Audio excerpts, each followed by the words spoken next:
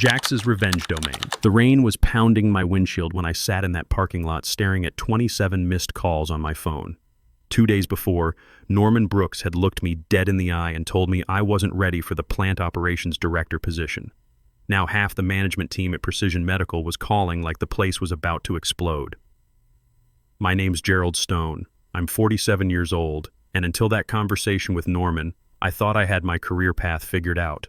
Turns out I was wrong about a lot of things. I've been at Precision Medical for 15 years now. Before that, I did 8 years in engineering school and another 5 years learning manufacturing the hard way at smaller shops. When you're responsible for medical device production that keeps people alive, you learn real quick that details matter. Every process, every quality check, every safety protocol, they all have to work perfectly or people get hurt. When I started at Precision, the manufacturing floor was running like a disaster, waiting to happen. My predecessor had left with zero documentation, no process maps, nothing. It was like walking into a factory where someone had rewired all the control systems and thrown away the manuals. I spent the first year rebuilding everything from scratch, working 12-hour days, coming in weekends, mapping every process, and creating detailed SOPs for everything. Rebecca was only 4 then. Her mom and I had just finalized our divorce, and I was trying to figure out single parenthood while keeping a manufacturing line running. I remember Rebecca asking why Daddy was always tired when I picked her up, but I figured the hard work would pay off eventually. That's what they tell you, right? Put in the time, prove your value, and you'll get recognized. For 15 years, I was the guy who kept everything running. When our biggest client, Medcore Industries, had urgent orders, I was the one who stayed late to make sure production stayed on track. When equipment broke down, I fixed it. When FDA auditors showed up unannounced, I had all the documentation ready. I wrote the training manuals, documented every workflow, and basically became the walking encyclopedia of our entire operation. Norman Brooks became plant manager about 2 years ago. Nice enough guy, about 35, very focused on the numbers and cost reduction. The problem was he'd never actually run a production line. Why would he need to? I had everything running so smoothly he could focus on spreadsheets and corporate meetings. What I didn't know was that Norman had been making promises to his uncle Francis Reed, our CEO. Francis had a nephew, Austin Walsh, who had just finished his MBA from Duke. 28 years old, smart kid, but he'd never worked a day in manufacturing, never dealt with a contamination event at 3 a.m., never had to explain to the FDA why a batch was out of spec, never had to shut down a line because someone took a safety shortcut. The promotion meeting happened on a Thursday. I'd prepared a comprehensive presentation showing how I'd improved efficiency by 32% over the past 18 months, reduced quality defects by 55%, and personally managed our ISO certification renewal that kept us qualified for $12 million in annual contracts. Norman flipped through my report for maybe 3 minutes before setting it aside. "I appreciate all your work, Gerald," he said, barely making eye contact. "But I've been thinking about the direction we need to go. We need fresh thinking, new approaches. Austin will be joining us next month as Assistant Plant Operations Director." Assistant Plant Operations Director. That was supposed to be my stepping stone to running the whole operation. "I see," I said. "And what's my role in this transition?" "You'll stay as Senior Manufacturing Engineer. Austin's going to need someone experienced to show him the ropes, someone who knows all the systems. Translation: I do all the work while Francis's nephew gets the title and the raise that should have been mine. I kept my face neutral, the way you learn to do when dealing with difficult situations." "I understand. When does Austin start?" "Monday. Maybe you could put together some orientation materials over the weekend?" That's when it hit me. I'd been working weekends for 15 years. I'd missed Rebecca's soccer games, school plays, father-daughter events. I'd given this company everything, and they wanted me to spend my weekend training my replacement. I stood up, shook Norman's hand, and walked out of his office. But instead of going back to my workstation, I walked straight to the parking lot. That's where I made the decision that changed everything. I wasn't going to quit in anger. I wasn't going to cause a scene. I was going to do something much more effective. I was going to follow my job description exactly as written. See, here's what Norman and the other managers didn't understand. My official job description was pretty standard. Ensure manufacturing processes meet quality standards. Coordinate with production teams as assigned. Maintain regulatory compliance within scope of responsibility. Basic engineering language that didn't come close to describing what I actually did every day. What I actually did was arrive at 6 a.m. to review overnight production reports before the morning management meeting. I answered calls from every department because somehow I'd become the go-to guy for any technical question.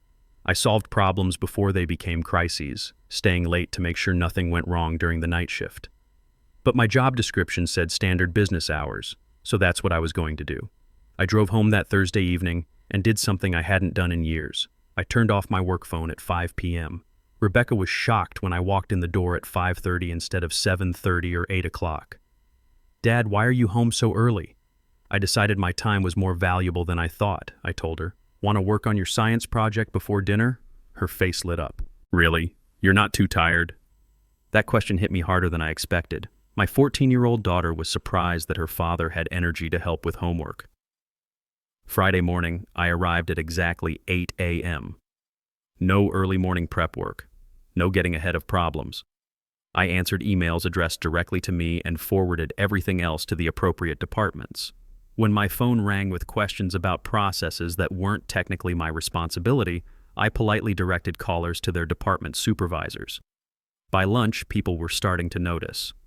Carol Bennett from Quality Control stopped by my desk looking confused. "Gerald, did you see the alert about the batch contamination in Building 3? "I did," I replied, continuing to work on my assigned equipment calibration report. "So can you handle the investigation like you usually do? That's actually a quality control investigation. I forwarded the alert to your supervisor. They'll coordinate with production and environmental health." Her eyebrows went up. "But you always handle these cross-department issues." "I've been asked to focus more on my core engineering responsibilities," I said with a smile. "Just trying to be more efficient with my time." The look on Carol's face told me everything I needed to know. Nobody had ever bothered to understand what my actual job was versus what I'd been doing all these years. By Monday, when Austin started, the cracks were really showing.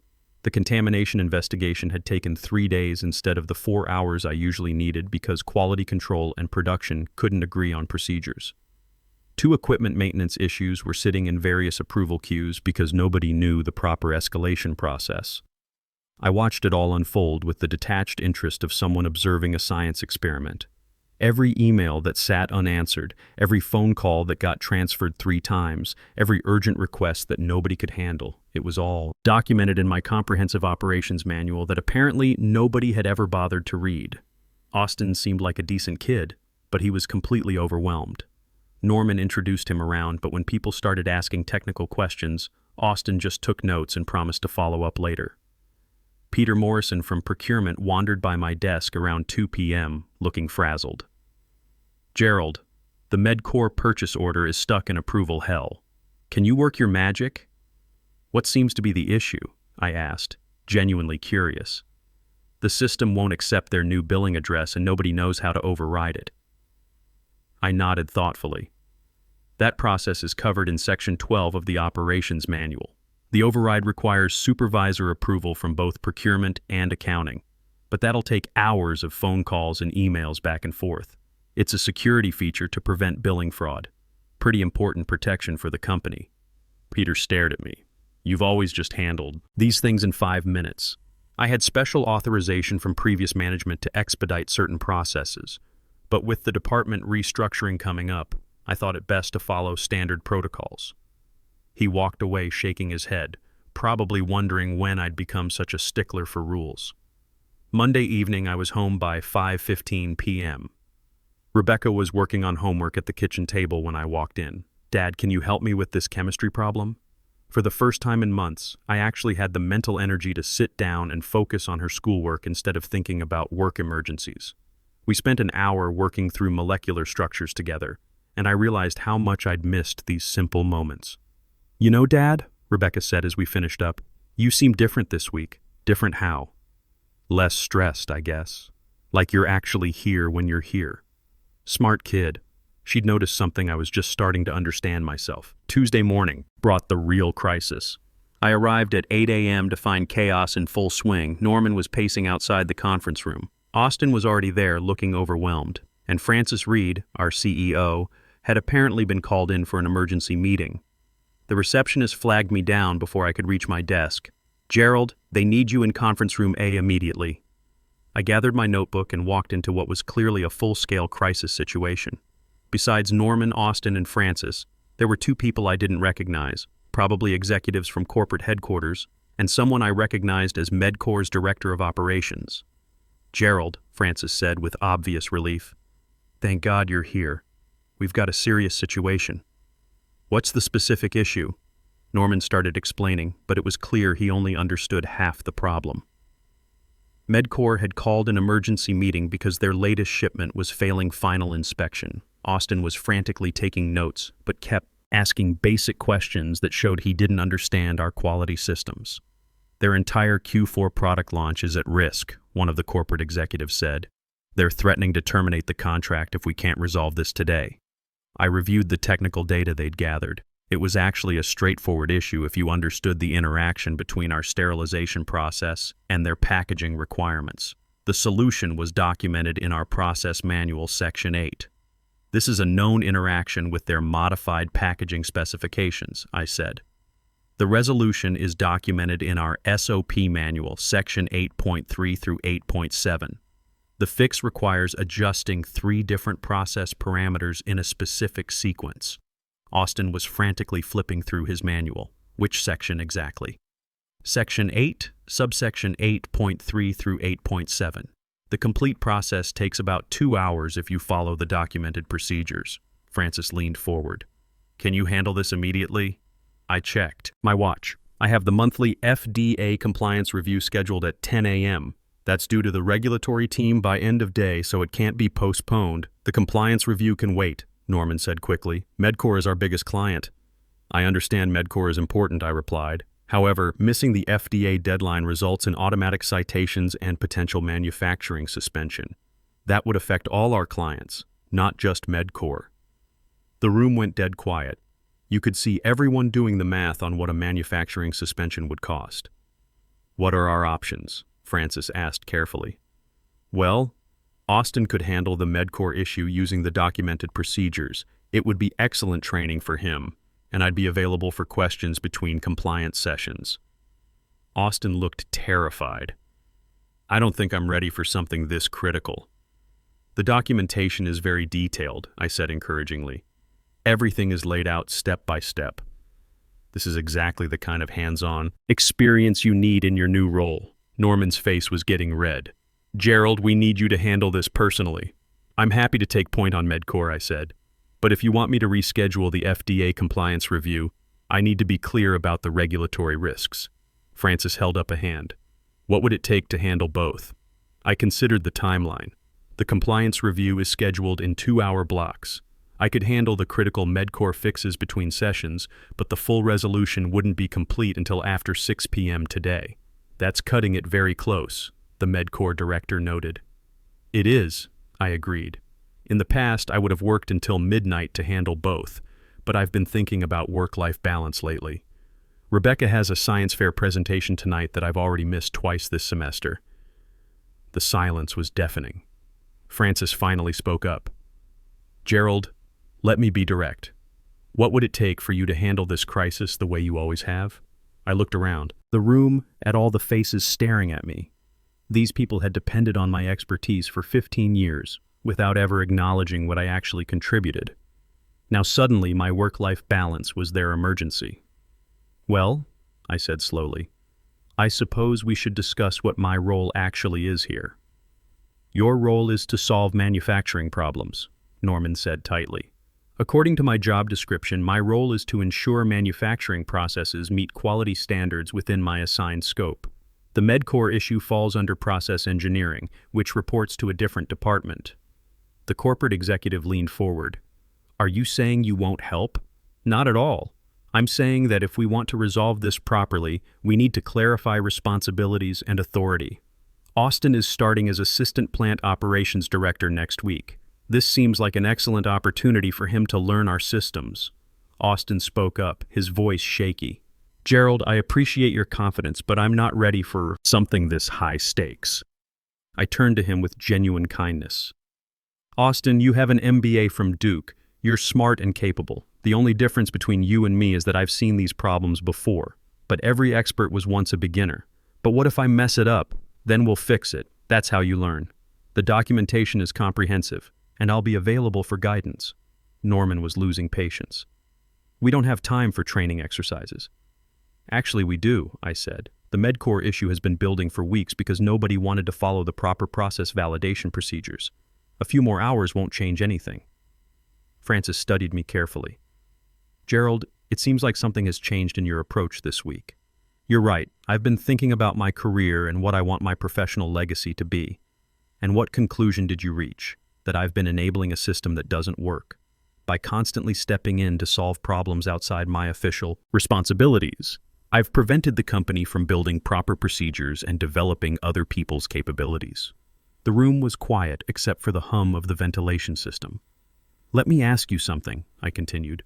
What happens when I retire or take that offer from Thompson Industries? Francis's eyes sharpened. What offer? They reached out last month. Plant operations director position, 40% salary increase, full benefits package. I haven't responded because I've been loyal to Precision. I wasn't lying. Thompson had approached me, though I hadn't seriously considered their offer until this week. Francis and the corporate executive exchanged glances. Norman looked sick. Perhaps we should discuss this privately, Francis said. Austin, why don't you start reviewing the MedCore documentation with Gerald's guidance?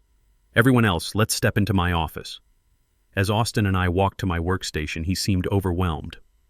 Gerald, I want you to know I never asked my uncle to give me this promotion. I know you deserved it. I stopped and looked at him. Austin, you seem like a good kid, but here's the thing. This isn't about what you asked for. It's about what's best for the company and what's best for you. What do you mean? If Francis had promoted you over me without proper preparation, you would have failed. Not because you're not smart, but because you're not ready. That failure would have hurt your confidence and your reputation for years. Austin nodded slowly. I hadn't thought about it that way. Leadership isn't about getting the title first and figuring it out later. It's about building the competence to handle the responsibility. If you're serious about manufacturing, you need to learn these systems inside and out. We spent the next hour going through the MedCore documentation. Austin was actually quite sharp. He asked good questions and picked up concepts quickly. With proper mentoring, he could become a solid engineer in a couple of years. Around 1 p.m., Francis returned to my desk. Gerald, could I speak with you privately? We walked to his office where the corporate executive was waiting. Norman wasn't there. Please sit down, Francis said. I want to be completely transparent with you. We've made some serious mistakes in how we've managed the situation. What mistakes specifically? The corporate executive spoke up. We've created an unsustainable dependency on your expertise without appropriate recognition or advancement opportunities, and we've allowed family relationships to influence professional decisions. I waited for them to continue. We'd like to offer you the plant operations director position, Francis said. 40% salary increase, full authority to restructure as you see fit, and budget approval for 2 additional senior engineering positions. It was a good offer. Better than what I'd been hoping for. What about Austin? I asked. Austin will start as a manufacturing engineer and advance based on merit under your guidance. If he demonstrates competence, he can move up through proper channels. And Norman? Francis shifted uncomfortably. Norman will be transitioning to a corporate strategy role. The plant operations will report directly through your office. So Norman was being moved sideways. It wasn't revenge exactly, but it was accountability. I need to think about this, I said. Of course, but I need an answer by tomorrow morning, and I'd appreciate if you could help stabilize the MedCore situation today. I nodded. I'll handle MedCore this afternoon. Austin can assist and document everything. As I walked back to my desk, I thought about what had just happened. They were offering me everything I'd worked toward. Recognition, authority, the salary I deserved. But more importantly, they were finally acknowledging the value I'd been providing all along. That afternoon, Austin and I worked together on the MedCore crisis. I walked him through each step of the process, explaining not just what to do, but why each step mattered. He took detailed notes and asked intelligent questions that showed he was really trying to understand the systems. This is incredibly complex, Austin said as we finished the technical fixes. How did you learn all this?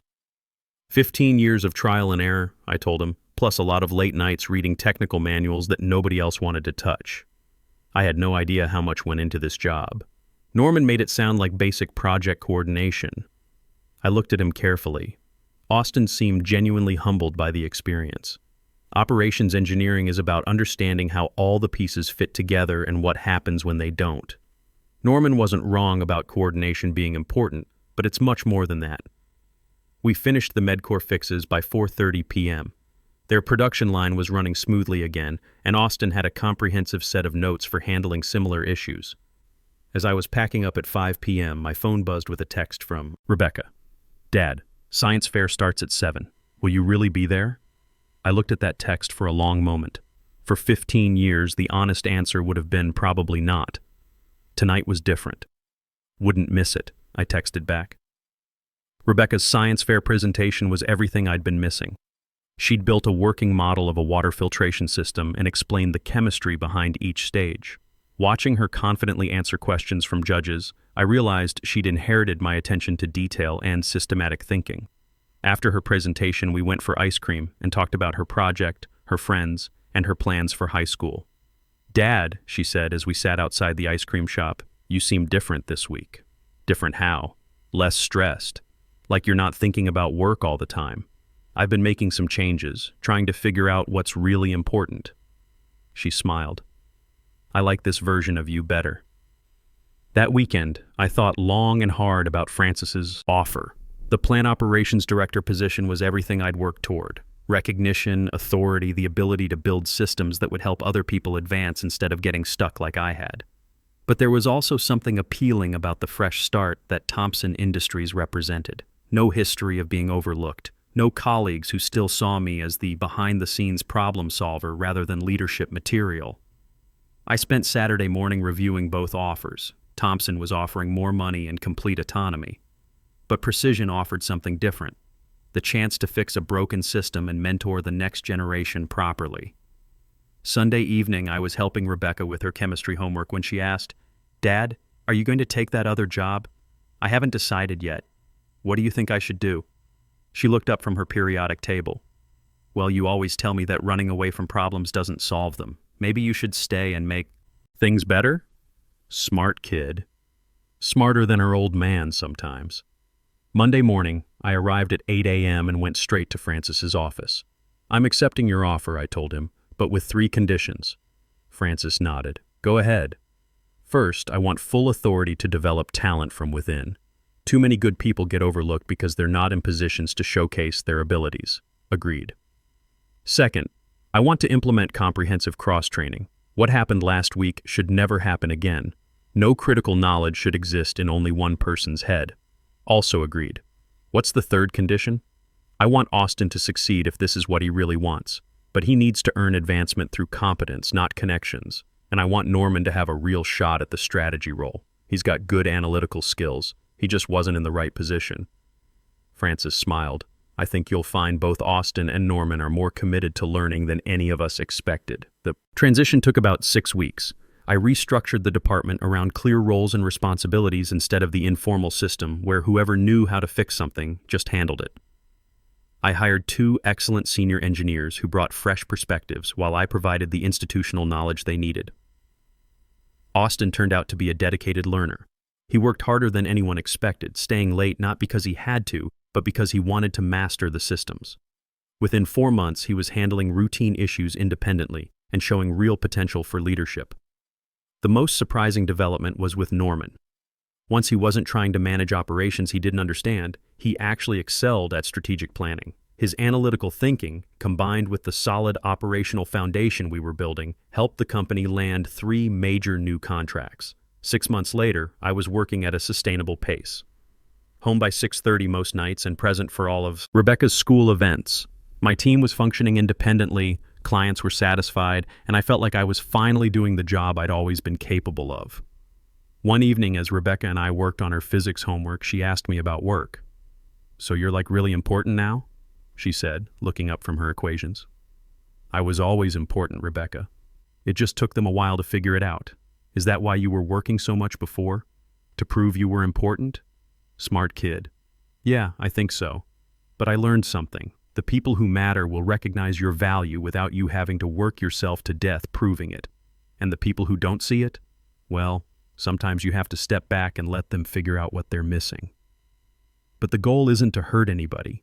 It's to find a better way to work together. As I watched my daughter work through her physics problems with the same methodical approach I'd tried to teach her, I realized that the best response to being undervalued isn't anger or revenge. It's demonstrating your worth so clearly that it becomes impossible to ignore. The promotion to director came with respect, authority, and the ability to build something better. But the real victory was simpler than that. I was finally being seen for what I'd always been capable of, and I was home every night to help my daughter with her homework. If you've ever felt invisible at work despite doing excellent work, remember this. Your value doesn't disappear just because others can't see it. Sometimes the most powerful thing you can do is stop making their blindness your problem and start making your worth impossible to ignore. Your expertise becomes your leverage when you stop giving it away for free. The moment Gerald stopped solving problems outside his job scope, the company finally understood his true value and had to negotiate from a position of need rather than assumption.